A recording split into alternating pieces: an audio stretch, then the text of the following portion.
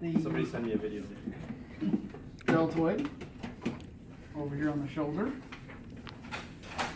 We have right here, running from the vertebral border of the scapula to the spine, we have actually three muscles here.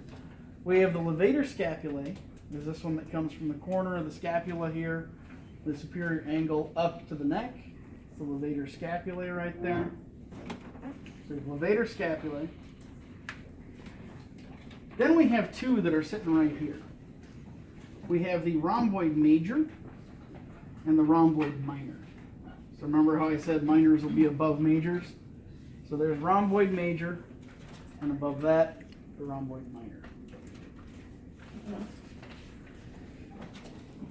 We pointed this one out yesterday, but we point it out again here too. Latissimus dorsi, wrapping around the side of the body here. We have latissimus dorsi, wrapping around there. We also have, we can see on the side here, the serratus anterior muscle here that's coming and connecting to each of the ribs here. The serratus anterior right here. It looks serrated when you see it with the other musculature around it. Hence where it gets its name. It looks like the edge of a serrated blade there. Let's see here. Okay. I think that is it for what we need on him. Let's move to the slightly more detailed arm model here. Now for the arm model, I'm going to remove the deltoid first. So we see the deltoid here. And get rid of that, because that's just going to fall off anyway. Fan's kind of out of the way. Oh, that's weird.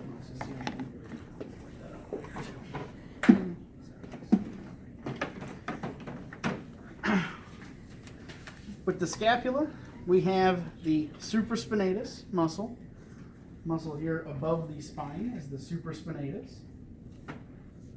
Below the spine is the infraspinatus. Infraspinatus below the spine. And on the back, we have the subscapularis, which we kind of all pointed out yesterday with the rotator cuff stuff. Subscapularis on the back. Now at the base of the infraspinatus, we have two muscles here. Running right along the base is the Teres Minor. Teres Minor is right here next to the infraspinatus. Teres Minor. Right there. And below that is the Teres Major. We see coming up here. Teres Major is this one here. Below it. And so I want to point out on this guy here, you can see these here too: supraspinatus, infraspinatus, Teres Minor, and Teres Major. So you can see all our muscle set there as well. Okay. Okay, now coming down the front of the arm, the anterior side, we have the Bicep Brachii right here on top.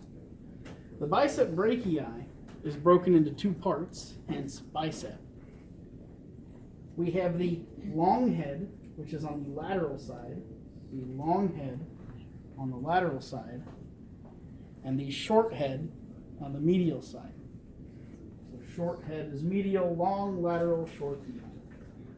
So Bicep Brachii is broken down into the long head on the lateral side, short head on the medial side. The Bicep Brachii sits atop the brachialis muscle, which we see right here. So if you lift up the Bicep Brachii, you find the brachialis muscle, which is right below it. Brachialis muscle right here. Brachialis muscle. So that is just deep to the Bicep Brachii. Continuing down the arm here.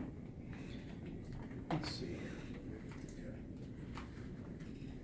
We have this muscle here.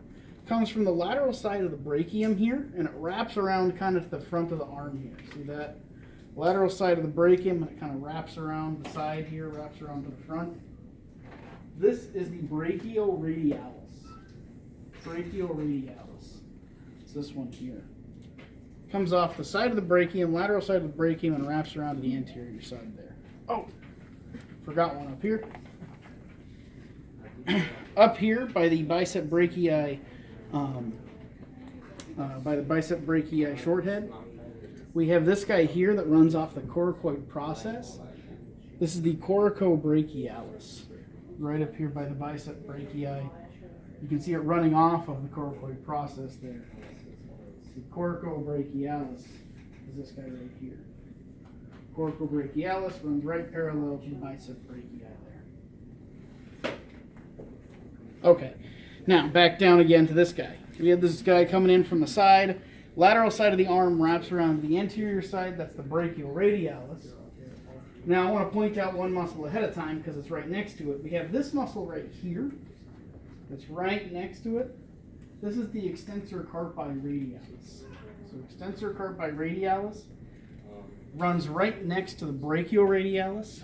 Brachial Radialis is more anterior here. The Extensor Carpi Radialis is more posterior to that. Now I want to point that out in particular because they often, on most of the models, come off as one piece. You'll have the Brachial Radialis and then the Extensor Carpi Radialis here on one piece. So it kind of makes it easy to identify. If you can find one, you can probably find the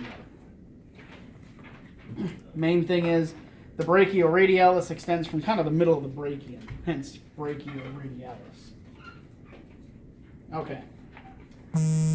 Now, opposite that, we have this little guy that kind of disappears right away underneath the Brachial Radialis. This is the Pronator Teres. The Pronator Teres. This little guy right here. If this little guy were to contract, you would do the pronation motion. You can see it would pull on the hands, pull it over. It allows you to pronate. So that's the Pronator Teres. This little guy that's hiding right in here, he kind of disappears behind the Brachial Radialis right away. Pronator Teres. Okay. Continuing down the arm. Now let's actually first point off at the wrist here. Point out at the wrist. We have this white sheet wrapped around the wrist.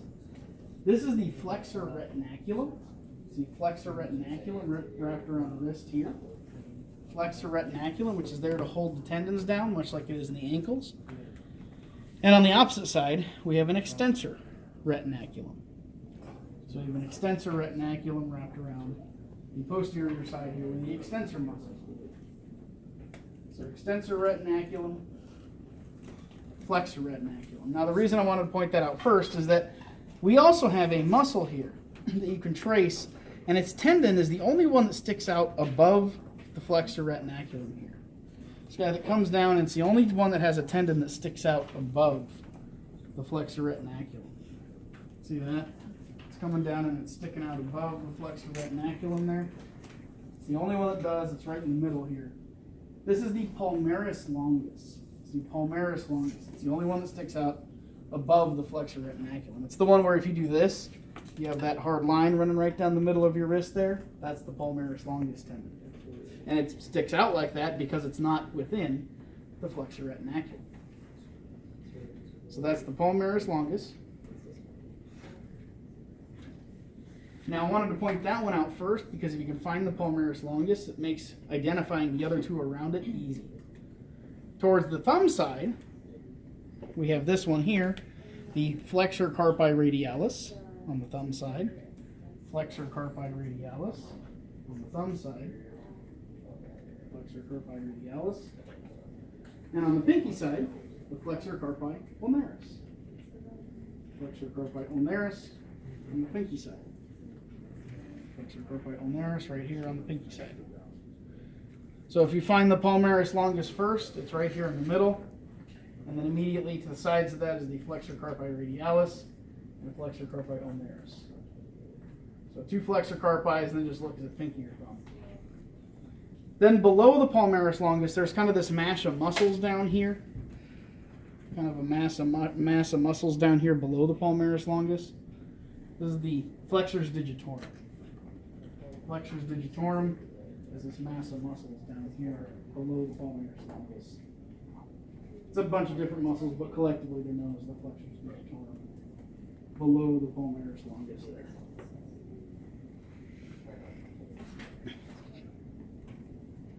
Okay. Posterior side of the arm. On the posterior side, we first start with the Triceps Brachii. Triceps Brachii here on the back.